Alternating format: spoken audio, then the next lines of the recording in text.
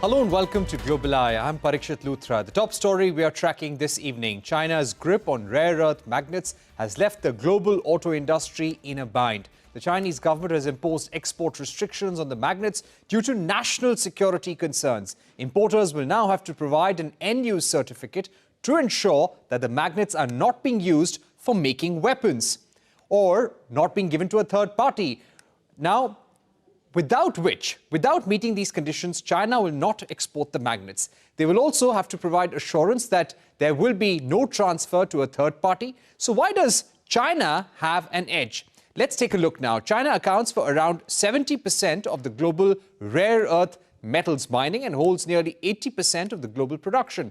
The impact on Indian auto industry is estimated to be quite steep. The industry's annual demand for rare earth magnets stands at 850 tons, while the import cost is around 310 crore rupees. So why are these magnets so important? Well, rare earth magnets are 10 times stronger than conventional magnets. They help maintain performance at high temperatures and have a longer lifespan. These magnets are largely used in components that are essential in manufacturing both ICE and EVs.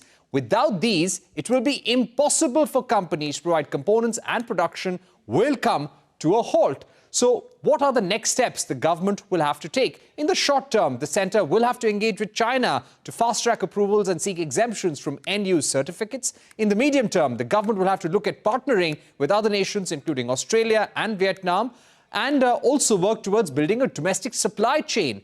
Lastly, in the long term, the government may have to consider a PLI-like scheme for self-reliance and provide financial incentives to larger companies to manufacture rare earth magnets in India. Now, joining us to discuss the geopolitics of rare earth magnets and what really is the way out for countries like India, we're now joined by Geoff Pyatt, Senior Managing Director for Energy and Critical Minerals at McLartyAssoc. He was also the former US Assistant Secretary of State for Energy Resources. Mr. Pyatt, thank you so much for joining us on the program. Let me begin by asking you, Trump and Xi Jinping have had a phone call. Donald Trump has said that this was a successful phone conversations where they also discussed rare earth metals. Do you think if Trump and Xi Jinping have a breakthrough in those trade tensions, then globally China would give a reprieve to everyone on the rare earth magnet issue? Parikshit, good evening. It's good to be with you. I think there's certainly the possibility of a short-term understanding as part of the broader US-China trade negotiations. But I don't think that changes the message to all of us from this Chinese export control. What's happened in the past few weeks reminds me very much of May of 22, when I was US ambassador in Greece and Gazprom began to restrict sales to the European Union, starting with Bulgaria. It's a wake-up call, demonstrating that China is not a reliable supplier. So what we need to do is exactly what you suggested in your intro segment, which is to develop the alternative supply chains, to make the investments required to bring the processing back to our countries, back to reliable suppliers, and to work together as the United States, as India, in the Quad perhaps, in order to build the alternative supply chains that will provide the greater volumes of these materials we're going to need for our energy transition, but in a way that doesn't jeopardize the security of our economies. Right. Ambassador, when it comes to China, China not only dominates rare earth resources, but also the processing of it in China itself. Could you give us a sense of to what extent does China control the rare earth supply chain, not just in Southeast Asia, but also in countries all the way into Africa, into Brazil? So 2 points. First of all, rare earths are not exactly rare. They are called rare earths because the materials are difficult to separate. But the geological resource is widely dispersed. Brazil, for instance, has substantial rare earths resources. We have the same here in the United States. And it's important to remember also, Parikshit, that while it's auto supply that's getting the headlines right now, these magnets are used across our economies, importantly for India and the United States in defense applications like F-35 aircraft, They are essential to wind turbines, like the turbines that GE Vernova is building there in Pune, where I visited about a year ago. They also are in every one of our cell phones. The vibration motors that when you put your phone on silent mode, those use rare earth magnets. So these are materials that are pervasive to our modern digitized economy. Because we weren't paying attention, for the better part of 2 decades, we allowed China to achieve a near monopoly in the processing of these magnets. But we are beginning to develop diversification. I was in Brazil last year, in Minas Gerais, where the state government has a national rare earths processing industry. Ironically, Brazil is a major producer. Most of their rare earth clays are exported to China and then come back in the form of industrial imports. Likewise, in the United States, we have MP Materials, a company which is mining rare earths in the United States. Until very recently, MP Materials was exporting for processing in China, but now they're accelerating their plans to develop a national processing supply chain. That's exactly what we need to do. We need to do it working together. For instance, we have the example in India of Epsilon Materials in Bombay, which has developed a national supply chain for graphite anode material for batteries, another material that on which China has placed export controls. So we know how to do this. What we have to do is work together to develop the alternatives. Right. Ambassador, what I'd also like to ask you, and you said this in a previous interview, that US has 1.3% to 1.4% of rare earth reserves globally. India has quadruple of these reserves. Now, from your experience and understanding, you were someone who in the State Department was dedicatedly looking at this issue. Weaponization of critical rare earths, critical minerals. How soon can India, if we get onto this in a mission mode, how soon can India set up at least a domestic supply chain for assembly, processing and recycling of used rare earth magnets? So I mentioned earlier, Parikshit, the example with Russian gas. And if you look at what happened to Europe in 2022, there was short-term disruption, just as there's short-term disruption right now in auto industries because of these Chinese magnet controls. But what came out at the end was a more sustainable and more secure situation. I'm very proud of the fact that when I was in government, I led the effort to bring India into the Mineral Security Partnership, something that was announced when Prime Minister Modi and President Biden had their state visit 2 years ago in summer of 2023. And that has created a framework for our governments to work together. I was deeply impressed by the partnership, the work that we did together with Secretary Mines, K.L. Kanta Rao, and the effort that the Ministry of Mines has been making to identify the opportunities that you described in your intro, looking at the PLI process, looking at the capacities of Indian industry, whether it's Tata Materials or what's happening in the auto industry itself. I remember 2 years ago when I was in Bombay, I had the opportunity to catch up with my friend Anand Mahindra. And then I traveled to Pune to see what Mahindra Autos is doing with its EV manufacturing, which is deeply impressive.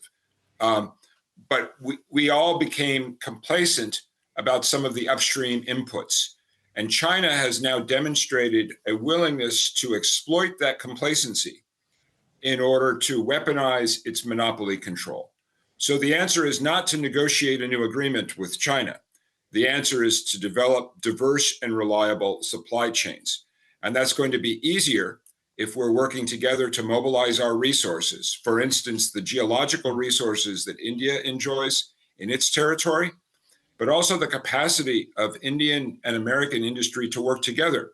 For instance, in East Africa, a region where Indian industry has a very strong presence, or in Southeast Asia.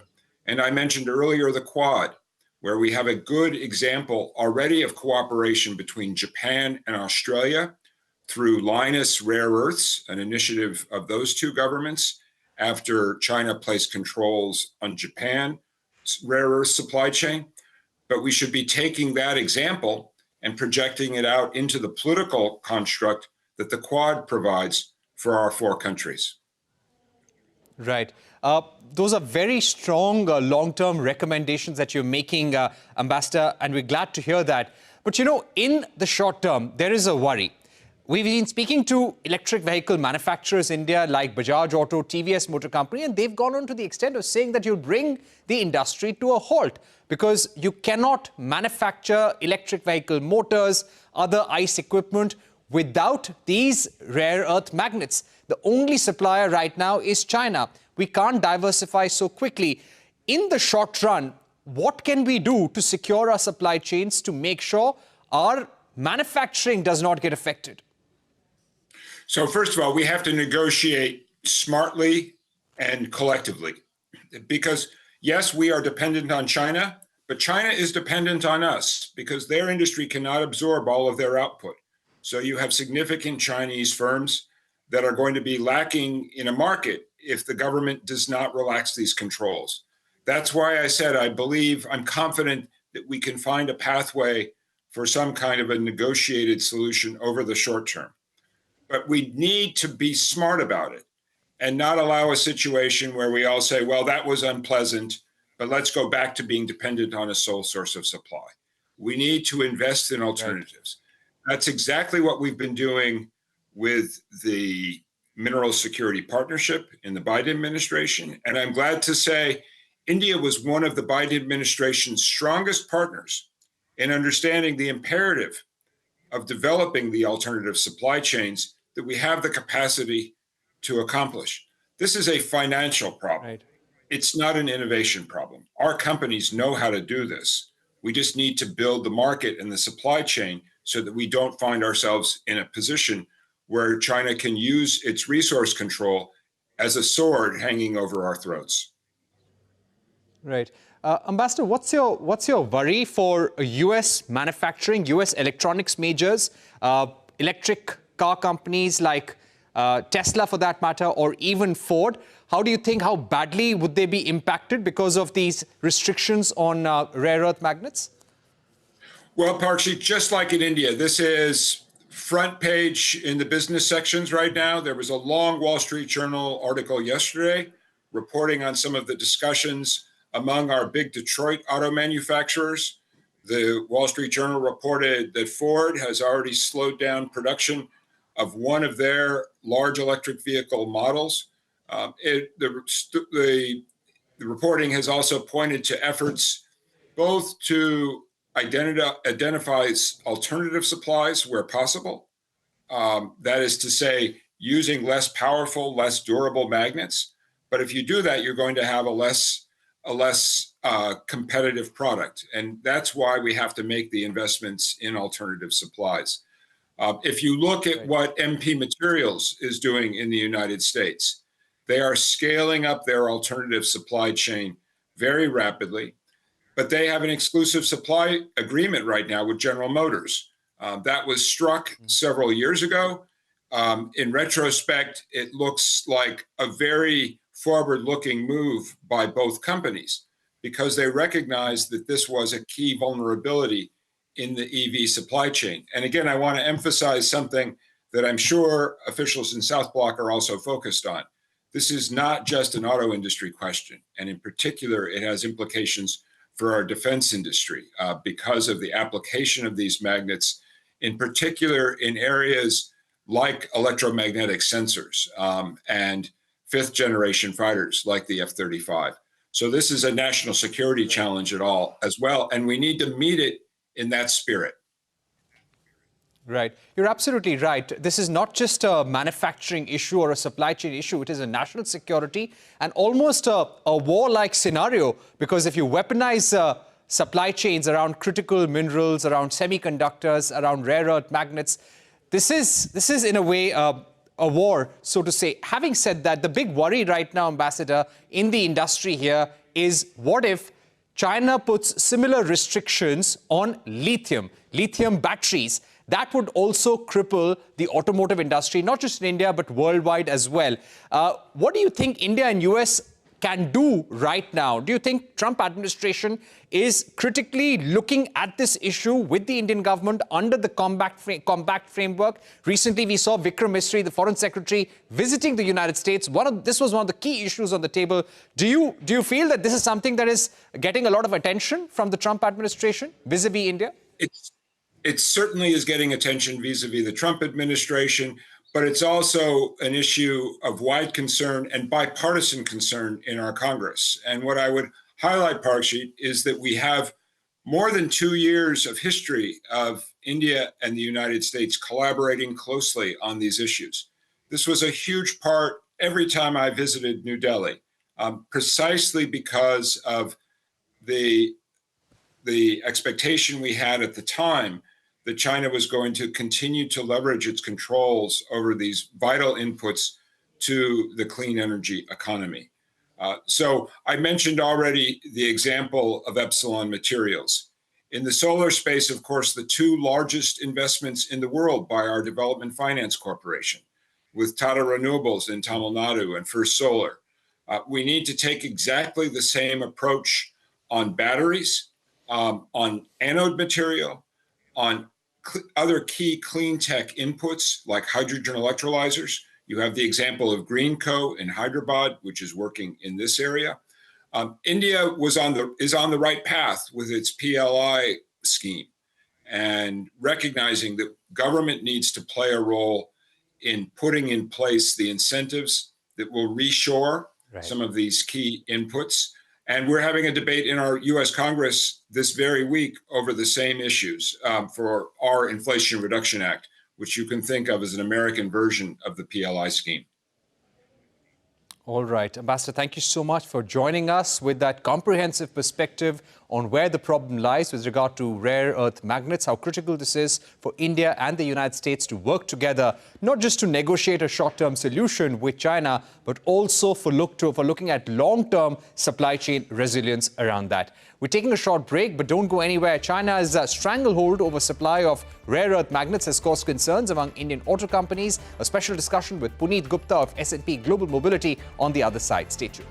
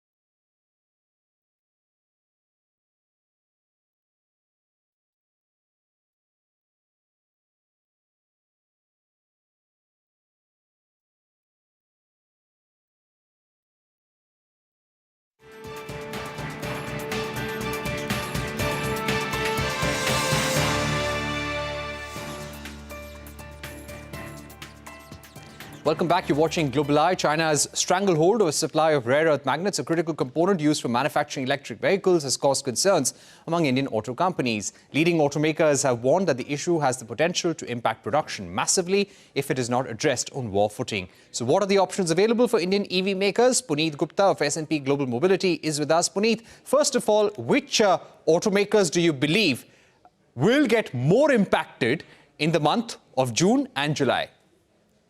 Right. Hi, Parikshit. Nice to be here.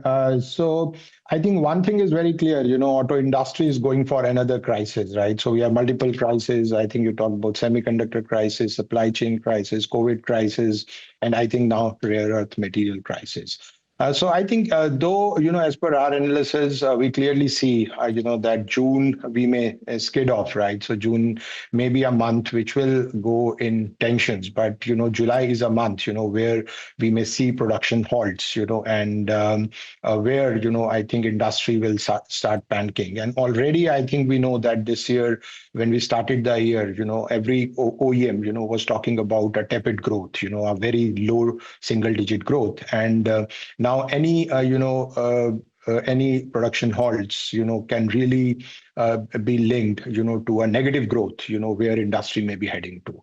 So now if you talk about OEMs, so one thing is very clear that, obviously the OEMs which are large manufacturing large volumes, so they will be more probable, to default. So it may be players like TVS, which may be on radar, or maybe players like Maruti Suzuki. But we personally feel, that July is a month, where we will really see, things becoming more, tricky for the industry. All right. Okay, so July would be when things become tricky. Is there alternative right now in terms of getting these rare earth magnets?